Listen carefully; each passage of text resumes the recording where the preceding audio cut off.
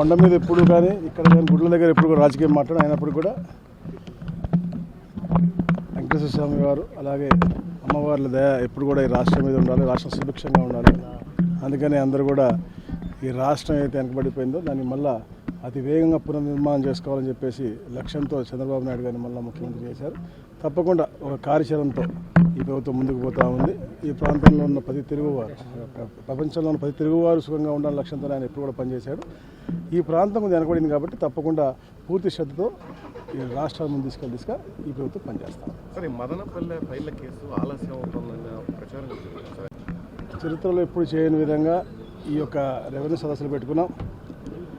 వాటిపైన చాలామంది ఫోన్ కూడా చేస్తాను, బయటపట్టి మేము కంప్లైంట్ ఇవ్వలేమని చెప్పేసి దానికి కూడా ఒక ఆర్టీజీఎస్లో గతంలో ఉన్నటువంటి ప్రభుత్వం పూర్తిగా నిర్వీర్యం చేసింది. ఒక రియల్ టైం గవర్నెన్స్ లేదు, అలాగే కాల్ సెంటర్స్ కూడా లేవు.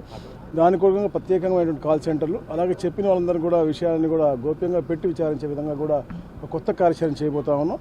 తప్పకుండా ఏదైతే మదనపల్లి కాదు ఈ రాష్ట్రంలో జరిగినటువంటి అన్ని కుంభకోణాలు బయటకు తీసే బాధ్యత మేము తీసుకుంటాం. అంటే మాజీ మంత్రి పెద్దిరెడ్డి రామచంద్రారెడ్డి పాత్ర ఎంతవరకు ఉందని భావిస్తున్నారు?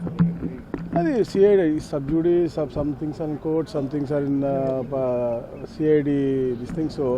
దాంట్లో ఇప్పుడు చెప్పడం కరెక్ట్ కాదు. వాళ్ళ అనుచరులు ఉన్నారు, డెఫినెట్గా వాళ్ళ మీద ఎంక్వైరీ జరుగుతూ ఉంది. వాళ్ళు తప్పిసి తిరుగుతున్నారు. తప్పకుండా చట్టం దాటి కానీ దీని పోలీసులు దాటి ఎవరు ఎక్కడికి పోలేరు కాబట్టి తప్పకుండా దొరుకుతారు. ఎవరు ఎంత పెద్ద హస్తం ఉన్నా కూడా తప్పకుండా ఏదో కుంభకోణాలు జరిగినాయో గత ప్రభుత్వంలో ఇప్పుడు దానికి కూడా మేము అంటే ఎలాగైతే ఈ రాష్ట్రంలో అప్పుల్ని మేము లెక్క చేయలేకపోతా ఉన్నాం ఇంకా ఇప్పటికి కూడా 2 నెలలు అయినప్పటికి కూడా, అలాగే ఈ కుంభకోణాలు ఎన్ని జరిగినాయి అంటే 35,000 కోట్లు దోచుకున్నారా, 1,00,000 కోట్లు దోచుకున్నారా ఇంకా క్లారిటీగా కూడా రావట్లేదు. ఎందుకంటే రోజు కొత్త ఇష్యూ వస్తూ ఉంది కాబట్టి దాని మీద ఇంకా అధ్యయనం చేస్తాం. తప్పకుండా ఎవరున్నా కూడా తప్పకుండా వాళ్ళని మేము యాక్షన్ తీసుకుంటాం. అంటే మిథున్ రెడ్డి అంటారు సార్, చివరిగా మిథున్ రెడ్డి అంటారు ఏమంటారంటే రాజకీయ సన్యాసం కూడా తీసుకొని సిద్ధంగా ఉన్నాం, మా పాత్ర లేదు, కావాలని టీడీపీ వాళ్ళు అధికారంలోకి వచ్చారు కాబట్టి మమ్మల్ని ఇబ్బందులకు గురి చేస్తున్నారు అంటే కక్షపూరితంగా వ్యవహరిస్తుంది చూస్తూ ఉన్నాం. మొన్న మా చీఫ్ సెక్రటరీ గారు వెళ్తే, స్పెషల్ చీఫ్ సెక్రటరీ వెళ్తే తండోపతండాలుగా మీరు చూశారు, పత్రికా సోదరులు వేల సంఖ్యలో పబ్లిక్ వచ్చి వారి గ్రీవెన్స్ చెప్పారు.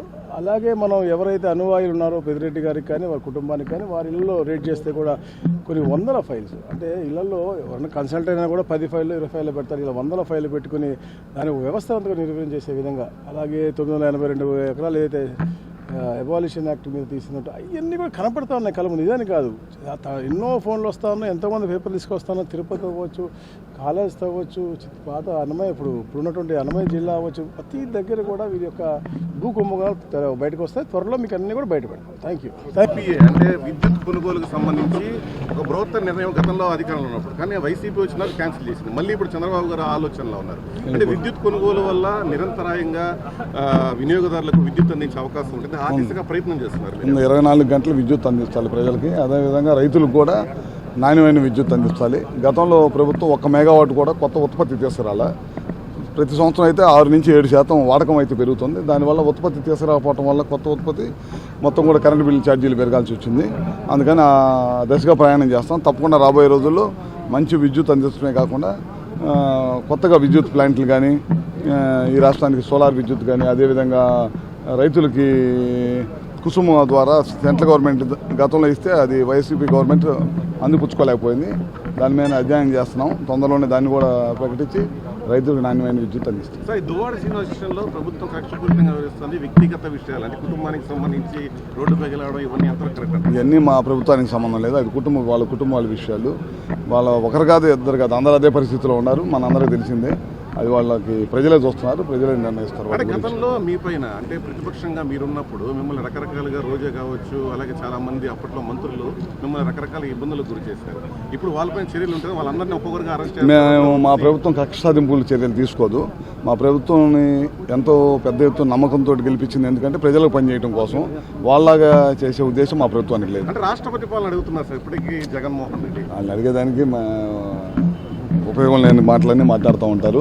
రోడ్ల మీద జరిగిన అన్నింటిని కూడా వ్యక్తిగత కక్షలతోటి వినుకొండ లాంటి చాట జరిగిన వాటిని అన్ని కూడా వాళ్ళు మా ప్రభుత్వం మీద బండేసి మమ్మల్ని తప్పుతో పట్టించి మమ్మల్నే కాదు రాష్ట్రాన్నే కాదు కేంద్రంలో కూడా దుష్ప్రచారం చేయాలని ప్రయత్నిస్తూ ఉన్నారు. అది ప్రజలు నమ్మరు. మంచి విశ్వాసంతో ప్రజలు మమ్మల్ని గెలిపించారు. అదే విశ్వాసంతో ఈ ప్రభుత్వం పనిచేసింది. చివరిగా శాంతి భద్రతలు అన్ని బ్రహ్మాండంగా ఉన్నాయి, ఇంకా బాగుంటాయి.